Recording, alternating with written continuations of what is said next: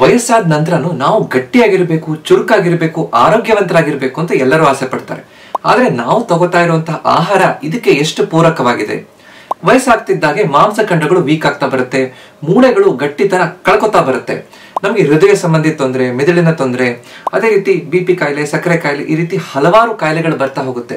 ನಾವು ತಿಂದಿರುವಂತಹ ಆಹಾರ ಸುಲಭವಾಗಿ ಅದು ಪಚನ ಆಗೋದಿಲ್ಲ. ಈ ರೀತಿ ಸರಿಯಾಗಿ ನಮ್ಮ ಆರೋಗ್ಯವನ್ನು ಕಾಪಾಡ್ಕೋಬೇಕು ಅಂದ್ರೆ ನಮ್ಮ ಆರೋಗ್ಯದಲ್ಲಿ ಮಾಡಬೇಕಾಗಿರುವಂತಹ, ಆಹಾರದಲ್ಲಿ ಮಾಡಬೇಕಾಗಿರುವಂತಹ 10 ಮಾರ್ಪಾಡುಗಳೇನು ಅಂತ ಇವತ್ತು ಅರ್ಥ ಮಾಡ್ಕೊಳ್ಳೋಣ. ಅದರ ವೈಜ್ಞಾನಿಕ ಹಿನ್ನೆಲೆ ಏನು ಮತ್ತು ಅದನ್ನ ಪ್ರಾಕ್ಟಿಕಲ್ ಆಗಿ ನಾವು ಹೇಗೆ ಮಾಡಬಹುದು. ವಯಸ್ಸಾದರೂ ನಿಮ್ಮ ಮನೇಲಿದ್ರೆ, ನಿಮ್ಮ ತಂದೆ ತಾಯಂದಿರು, ಅಜ್ಜ ಅಜ್ಜಿಯಂದ್ರೆ ಆರೋಗ್ಯವನ್ನು ಸರಿಯಾಗಿ ಕಾಪಾಡ್ಕೋಬೇಕು ಅಂದ್ರೆ ಇವತ್ತಿನ ಈ 10 ಟಿಪ್ಸ್ ನಿಮ್ಗೆ ಹೆಲ್ಪ್ ಆಗುತ್ತೆ. ನಮಸ್ಕಾರ, ನಾನು ನಿಮ್ಮ orthopaedic surgeon doctor Kishan Bhagwat.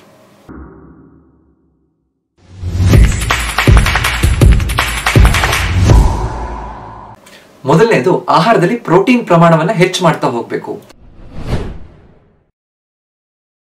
40 ವರ್ಷ ಆದ ತಕ್ಷಣನೇ ನಮ್ಮ ಮಾಂಸಖಂಡಗಳು ವೀಕ್ ಆಗ್ಲಿಕ್ಕೆ ಶುರುವಾಗುತ್ತೆ. ಆದ್ರೆ 60 ವರ್ಷ ಆದ ನಂತರ ತುಂಬಾ ಬೇಗ ಮಾಂಸಖಂಡಗಳು ಕ್ಷೀಣಿಸ್ತಾ ಬರುತ್ತೆ. ಇದಕ್ಕೆ ಸಾರ್ಕೋಪೀನಿಯಾ ಅಂತ ಹೇಳ್ತೀವಿ. ಬೇಗ ಕೆಲಸ ಮಾಡಿದ್ರೆ ಸುಸ್ತಾಗುವಂತದ್ದು, ಬೀಳುವಂತ ಸಾಧ್ಯತೆ ಹೆಚ್ಚು, ಏನು ಕೆಲಸ ಮಾಡ್ಲಿಕ್ಕೆ ಶಕ್ತಿನೇ ಇಲ್ಲ ಅಂತ ಹೇಳ್ತಿರ್ತಾರೆ. ಇದು ಈ ಮಾಂಸಖಂಡಗಳು ವೀಕ್ ಆಗೋದ್ರಿಂದ. ಈ ರೀತಿ ಆಗ್ಬಾರ್ದು ಅಂದ್ರೆ ನಮ್ಮ ಆಹಾರದಲ್ಲಿ ಪ್ರೋಟೀನ್ ಹೆಚ್ಚಿರಬೇಕು. ಅಷ್ಟೇ ಅಲ್ಲ, ಪ್ರೋಟೀನ್ ಚೆನ್ನಾಗಿದ್ರೆ ನಮ್ಮ ದೇಹದ ರೋಗ ನಿರೋಧಕ ಶಕ್ತಿ ಚೆನ್ನಾಗಿರುತ್ತೆ, ಚರ್ಮ ಸುಕ್ಕಾಗೋದನ್ನ ನಾವು ತಡಿಬಹುದು, ದೇಹದಲ್ಲಿ ಎಂಜೈಮ್ಗಳು, ಹಾರ್ಮೋನ್ಗಳು ಚೆನ್ನಾಗಿ ಕೆಲಸ ಮಾಡ್ಲಿಕ್ಕೆ ಅನುಕೂಲ ಆಗುತ್ತೆ. 60 kg ಒಬ್ಬ ವ್ಯಕ್ತಿ ಇದ್ದಾನೆ ಅಂತಂದ್ರೆ 60 ರಿಂದ 72 ಗ್ರಾಮ್ ಪ್ರೋಟೀನ್ ಒಂದು ದಿನಕ್ಕೆ ಪೂರೈಕೆ ಆಗ್ಲೇಬೇಕು. ಇಷ್ಟು ನಾವು ನಮ್ಮ ಈ ಡಯಟ್ ಅಲ್ಲಿ ನಾವೇನ್ ತಗೋತೀವಿ ಆ ಆಹಾರದಲ್ಲಿ ಹೆಚ್ಚಿನ ಸಲ ಪೂರೈಕೆ ಆಗ್ತಾ ಇರಲ್ಲ. ಅದು ಸರಿಯಾಗಬೇಕು ಅಂದ್ರೆ ಏನೇನ್ ಬದಲಾವಣೆಗಳನ್ನು ಮಾಡಬೇಕು? ಪ್ರತಿದಿನ 1 ಅಥವಾ 2 ಲೋಟ ಹಾಲನ್ನು ಕುಡಿಬೇಕು. ಹಾಲು ಮತ್ತು ಹಾಲಿನ ಪದಾರ್ಥಗಳು, ಮೊಸರು, ಚೀಸ್, ಪನೀರ್, ಅದನ್ನ ನಮ್ಮ ಆಹಾರದಲ್ಲಿ ನಾವು ಅಳವಡಿಸ್ಕೋಬೇಕು. 1 ಮುಷ್ಟಿ ಮೊಳಕೆ ಕಾಳನ್ನ ತಿನ್ನುವಂತಹ ಅಭ್ಯಾಸವನ್ನ ಇಟ್ಕೋಬೇಕು. 1 ಮುಷ್ಟಿ ಡ್ರೈ ಫ್ರೂಟ್ಸ್ ಅನ್ನ ತಗೊಳ್ಳೋದ್ರಿಂದ ಅದರಿಂದ ಚೆನ್ನಾಗಿ ಪ್ರೋಟೀನ್ ಸಿಗುತ್ತೆ. ಜೊತೆಗೆ ಡ್ರೈ ಫ್ರೂಟ್ಸ್ ತಿನ್ನಕ್ ಆಗ್ತಾ ಇಲ್ಲ ಅಂತಂದ್ರೆ ಶೇಂಗಾ ಬೀಜ 1 ತಗೊಳ್ಳೋದ್ರಿಂದ ಅದರಲ್ಲೂ ಕೂಡ ಪ್ರೋಟೀನ್ ಚೆನ್ನಾಗಿರುತ್ತೆ. ನಾವು ಮಾಡುವಂತಹ ಸಾಂಬಾರ್, ತೊವೆ, ದಾಲ್ ಏನ್ ಮಾಡ್ತೀವೋ ಅದು ತೆಳ್ಳಗೆ ತುಂಬಾ ನೀರ್ ಹಾಕಿ ಮಾಡೋದಕ್ಕಿಂತ ಹೆಚ್ಚು ಬೇಳೆಗಳನ್ನು ಹಾಕಿ ಮಾಡೋದ್ರಿಂದ ಅದರಿಂದ ನಮ್ಗೆ ಪ್ರೋಟೀನ್ ಚೆನ್ನಾಗಿ ಸಿಗುತ್ತೆ. ಈ ರೀತಿ ಸೋಯಾ ಚಂಕ್ಸ್ ತಗೋಬಹುದು. ಹಲವಾರು ರೀತಿಯಲ್ಲಿ ನಾವು ಪ್ರೋಟೀನ್ ಪೂರೈಕೆಯನ್ನು ಮಾಡಬಹುದು.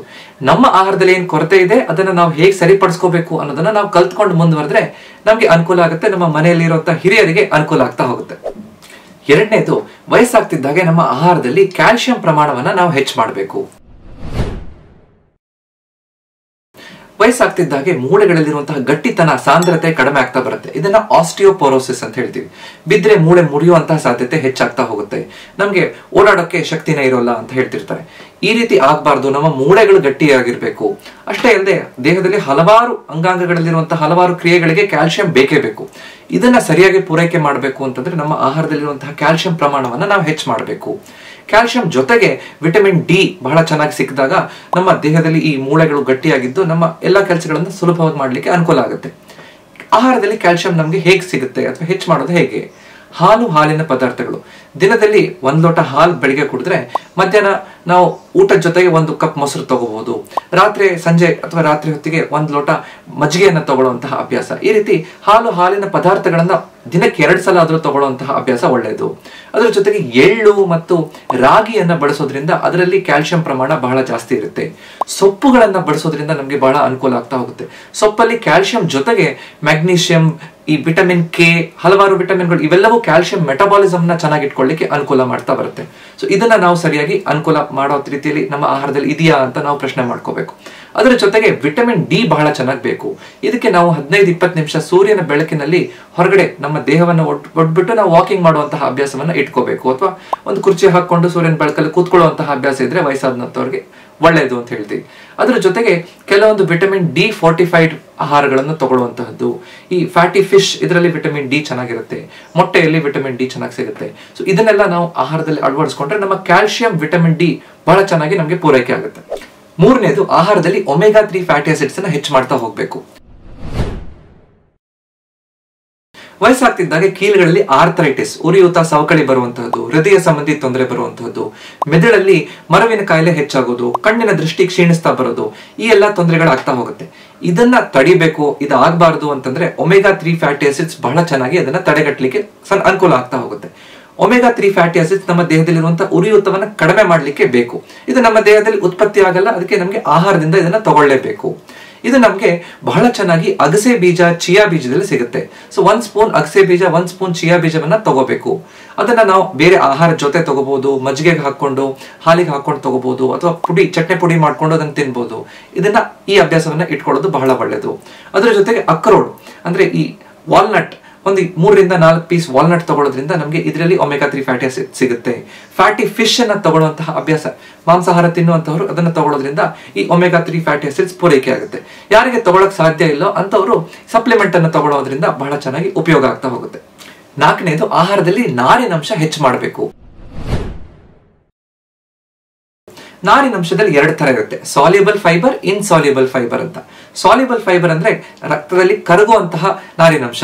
ಅದು ಚೆನ್ನಾಗಿದ್ರೆ ನಮ್ಮ ಕೊಲೆಸ್ಟ್ರಾಲ್ ಪ್ರಮಾಣವನ್ನ ರಕ್ತದಲ್ಲಿ ಸರಿಯಾಗಿ ಇಟ್ಕೊಳ್ಳಿಕ್ಕೆ, ರಕ್ತದಲ್ಲಿ ಬ್ಲಡ್ ಶುಗರ್ ಲೆವೆಲ್ ಅನ್ನ ಮೇಂಟೈನ್ ಮಾಡ್ಲಿಕ್ಕೆ ಅದು ಅನುಕೂಲ ಆಗುತ್ತೆ. ವಯಸ್ಸಾಗ್ತಿದ್ದಾಗೆ ನಮ್ಮ ಪಚನ ಕ್ರಿಯೆ ಸ್ಲೋ ಆಗುತ್ತೆ, ನಮ್ಮ ಕರಳಲ್ಲಿ ಮೂವ್ಮೆಂಟ್ ಸ್ಲೋ ಆಗ್ತಿದ್ದಾಗೆ ಮಲಬದ್ಧತೆ, ಕಾನ್ಸ್ಟಿಪೇಷನ್ ಹೆಚ್ಚಾಗಬಹುದು.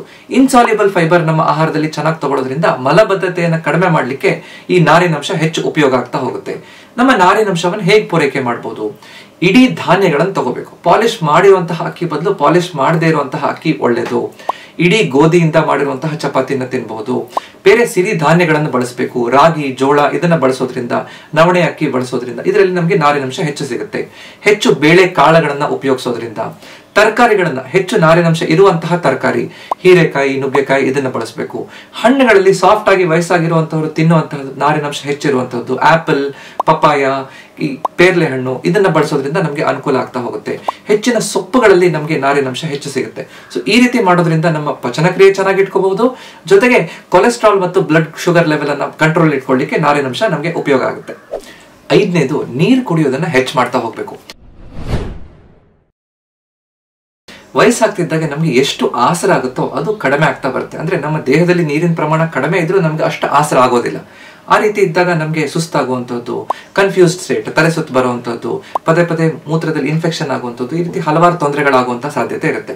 ಅದು ಆಗಬಾರ್ದು ಅಂದ್ರೆ ಪ್ರತಿದಿನ 1.5 ರಿಂದ 2 ಲೀಟರ್ ನೀರನ್ನು ಕುಡಿಬೇಕು. ಒಂದು 6 ರಿಂದ 8 ಲೋಟ ನೀರು ಬೆಳಿಗ್ಗೆ, ಮಧ್ಯಾಹ್ನ, ಸಂಜೆ ಕರೆಕ್ಟ್ ಆಗಿ ನಾವು ಡಿವೈಡ್ ಮಾಡಿ ಟೈಮ್ಗೆ ಕರೆಕ್ಟ್ ನೀರನ್ನ ನೆನಪಿಸ್ಕೊಂಡು ಕುಡಿಯುವಂತಹದ್ದು, ಮನೇಲಿರುವಂತವ್ರು ನೆನಪಿಸಿ ವಯಸ್ಸಾದವರಿಗೆ ಕುಡಿಸುವಂತಹ ಅಭ್ಯಾಸ ಬಹಳ ಒಳ್ಳೆಯದು ಅಂತ ಹೇಳ್ತೀವಿ. ಈ ರೀತಿ ನೀರು ಎಲ್ಲರಿಗೂ ಕುಡಿಯಕ್ಕೆ ಆಗೋದಿಲ್ಲ ಅಂತ ಇದ್ದವರಿಗೆ ನಾವು ಆಹಾರದಲ್ಲಿ ಸೂಪ್ ಅನ್ನು ತಗೊಳ್ಳೋದು, ಕೆಲವೊಂದು ಹಣ್ಣು, ಈ ಕಲ್ಲಂಗಡಿ ಹಣ್ಣು, ಈ ರೀತಿ ಹಣ್ಣುಗಳಿಂದಲೂ ಜಾಸ್ತಿ ನೀರಿರುವಂತಹ ಹಣ್ಣುಗಳನ್ನು ತಗೊಳ್ಳೋದ್ರಿಂದ, ಈ ಹರ್ಬಲ್ ಟೀ ಅನ್ನ ಕುಡಿಯೋದ್ರಿಂದ, ಈ ರೀತಿ ಅಭ್ಯಾಸದಿಂದ ಬಹಳ ಅನುಕೂಲ ಆಗ್ತಾ ಹೋಗುತ್ತೆ ನೀರನ್ನ ಪೂರೈಕೆ ಮಾಡ್ಲಿಕ್ಕೆ. ಈ ಟೀ, ಕಾಫಿ ಕುಡಿಯುವಂತಹ ಅಭ್ಯಾಸವನ್ನ ಸ್ವಲ್ಪ ಕಡಿಮೆ ಮಾಡಬೇಕು. ಹೆಚ್ಚು ಟೀ, ಕಾಫಿ, ಕ್ಯಾಫೀನ್ ಇರುವಂತಹ ಆಹಾರ ತಗೊಂಡ ತಕ್ಷಣ ನಮ್ಮ ದೇಹದಲ್ಲಿರುವಂತಹ ನೀರನ್ನ ಅದು ಹೊರಗಡೆ ಹಾಕುತ್ತೆ. ಅದರಿಂದ ನಮಗೆ ತೊಂದರೆಗಳು ಹೆಚ್ಚಾಗ್ತಾ ಹೋಗುತ್ತೆ. ಸೊ ಟೀ, ಕಾಫಿ ಅಭ್ಯಾಸವನ್ನ ಕಡಿಮೆ ಮಾಡಿ ಹೆಚ್ಚು ನೀರಿರುವಂತಹ ಆಹಾರವನ್ನ, ಹಣ್ಣು, ತರಕಾರಿಗಳನ್ನ, ಜೊತೆಗೆ ನೀರನ್ನ 6 ರಿಂದ 8 ಲೋಟ ನೀರು ಕುಡಿಯುವಂತಹ ಅಭ್ಯಾಸವನ್ನ ನಮ್ಮ ವಯಸ್ಸಾದವರಲ್ಲಿ ನಾವು ಬೆಳೆಸುವಂತದ್ದು ಬಹಳ ಒಳ್ಳೆಯದು. 6ನೇದು, ಹೆಚ್ಚು ಉಪ್ಪು ಮತ್ತು ಸಕ್ಕರೆ ಬಳಕೆಯನ್ನ ಕಡಿಮೆ ಮಾಡ್ತಾ ಬರಬೇಕು.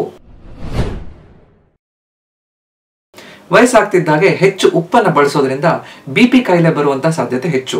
ಅದರಲ್ಲಿ ಸೋಡಿಯಂ ನೀರನ್ನ ಹಿಡಿದಿಡುತ್ತೆ, ನಮ್ಮ ಹೃದಯ ಮತ್ತು ಕಿಡ್ನಿ ಮೇಲೆ ಒತ್ತಡ ಹೆಚ್ಚು ಮಾಡುವಂತ ಸಾಧ್ಯತೆ ಇರುತ್ತೆ. ಆದ್ರಿಂದ ನಮ್ಮ ಆಹಾರದಲ್ಲಿ, ಅಡಿಗೆಯಲ್ಲಿ ಎಷ್ಟು ಬಳಸಿದೀವೋ ಅಷ್ಟೇ ಉಪ್ಪು, ಮೇಲುಪ್ಪನ್ನ ಹಾಕೋಬಾರ್ದು. ಜೊತೆಗೆ ಪ್ರಾಸೆಸ್ಡ್ ಆಹಾರವನ್ನ ಕಡಿಮೆ ಮಾಡ್ತಾ ಬರಬೇಕು.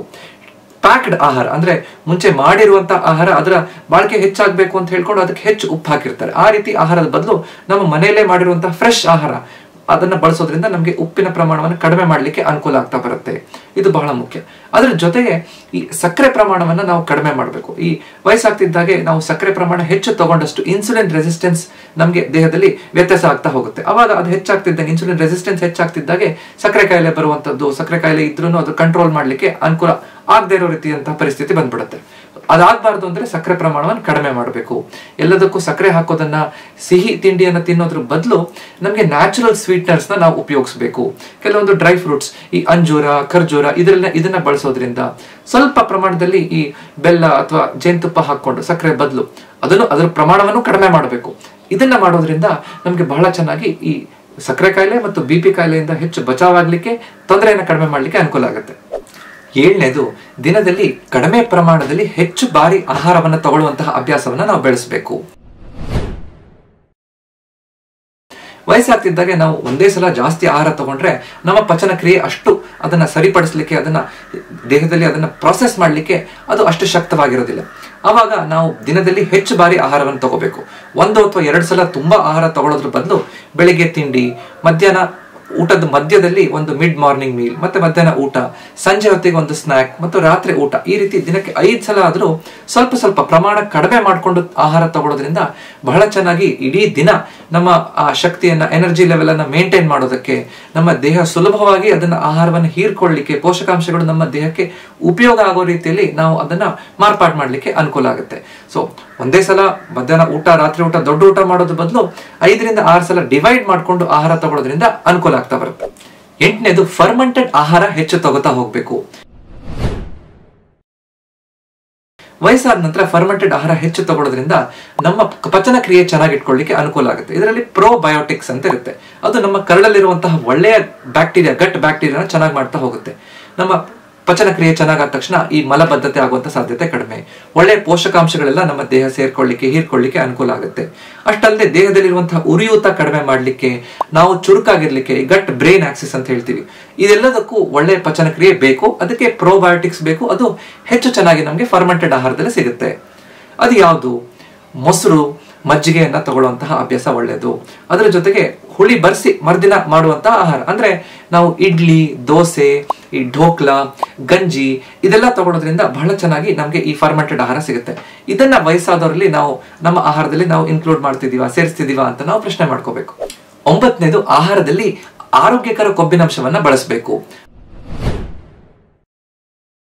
ವಯಸ್ಸಾಗ್ತಿದ್ದಾಗೆ ಹೃದಯದಲ್ಲಿ ಹಾರ್ಟ್ ಅಟ್ಯಾಕ್ ಆಗುವಂತದ್ದು, ಸ್ಟ್ರೋಕ್ ಆಗುವಂತಹ ಸಾಧ್ಯತೆ ಹೆಚ್ಚು. ಇದೆಲ್ಲದೂ ರಕ್ತದಲ್ಲಿ ಕೊಲೆಸ್ಟ್ರಾಲ್ ಪ್ರಮಾಣ, ಕೆಟ್ಟ ಕೊಬ್ಬಿನಂಶ ಹೆಚ್ಚಿರೋದ್ರಿಂದ ಆಗುವಂತಹ ತೊಂದರೆಗಳು.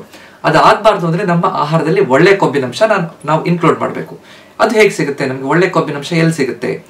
ನಾವು ಆಹಾರದಲ್ಲಿ ಉಪಯೋಗಿಸುವಂತಹ ತುಪ್ಪ, ಈ ಆಲಿವ್ ಎಣ್ಣೆಯಲ್ಲಿ, ಈ ಗ್ರೌಂಡ್ ನಟ್ ಆಯಿಲ್ ಅಂದ್ರೆ ಶೇಂಗಾ ಎಣ್ಣೆಯಲ್ಲಿ ಅಥವಾ ಈ ಕೊಬ್ಬರಿ ಎಣ್ಣೆಯಲ್ಲಿ, ಇದರಲ್ಲೆಲ್ಲ ಒಳ್ಳೆಯ ಕೊಬ್ಬಿನಂಶ ಇರುತ್ತೆ.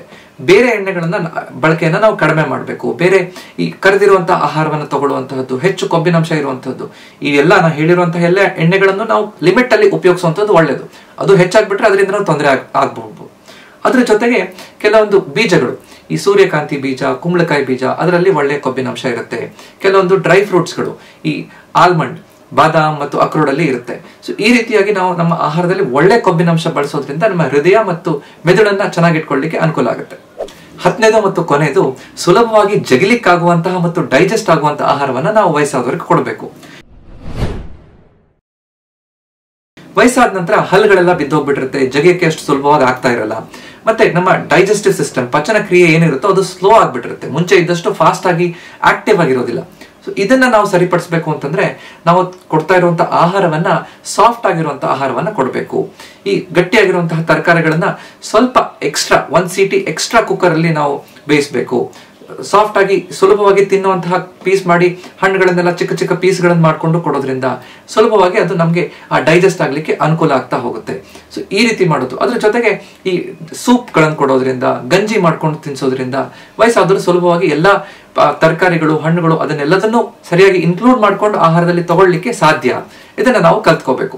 ಇವತ್ತು ನಾವು 10 ಸುಲಭವಾದ ಆಹಾರದಲ್ಲಿ ಮಾಡಬೇಕಾಗಿರುವಂತಹ ಬದಲಾವಣೆಗಳಿಂದ ಹೇಗೆ ನಮ್ಮ ಮನೆಯಲ್ಲಿರುವಂತಹ ವಯಸ್ಸಾದವ್ರನ್ನ ಚೆನ್ನಾಗಿ ನೋಡ್ಕೋಬಹುದು, ಅವರ ಆರೋಗ್ಯ ಕಾಪಾಡಬಹುದು ಅಂತ ನೋಡ್ಕೊಂಡಿದ್ದೀವಿ.